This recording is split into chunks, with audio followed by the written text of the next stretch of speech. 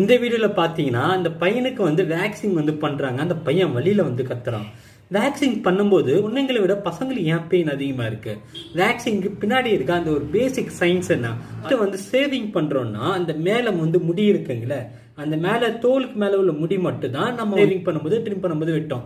ஆனா வேக்சின் பண்ணும்போது அது ஃபுல்லா அப்ளை பண்ணிட்டு இப்படி பிச்சு நிதம் எடுக்கும்போது என்ன பண்ணணும்னா முடியோட அடி வேறு இருக்குங்களா, அதுவும் உடனே பிச்சுக்கிட்டு கையில வந்துடும். கேர்ள்ஸுக்கு பாத்தீங்கன்னா ஏர் வந்து கொஞ்சம் தின்னா வந்து இருக்கும். அதனால அந்த வேக்சின் பண்ணும்போது அவங்களுக்கு பெயின் கொஞ்சம் கம்மியா இருக்கும்.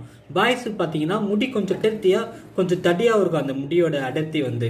அதனால அவங்களுக்கு பண்ணும்போது அது இன்னும் கொஞ்சம் பெயின் வந்து அதிகமா இருக்கும். நம்ம வந்து சேவிங் பண்ணும்போது அந்த முடி வந்து ஒரு 3 daysல வந்து திரும்ப அந்த இடத்துல முடி வந்துடும். ஆனா வேக்சின் பண்ணா ஒரு 1 to 2 weeks வந்து திரும்ப வந்து அந்த முடி வந்து growth ஆகுறதுக்கு டைம் எடுத்துக்கும். அதனாலதான் நிறைய பேர் வேக்சின் வந்து ப்ரிஃபர் பண்றாங்க. நல்ல ஒரு ஸ்மூத்தான ஸ்கின் வந்து இருக்கணும்ன்றது.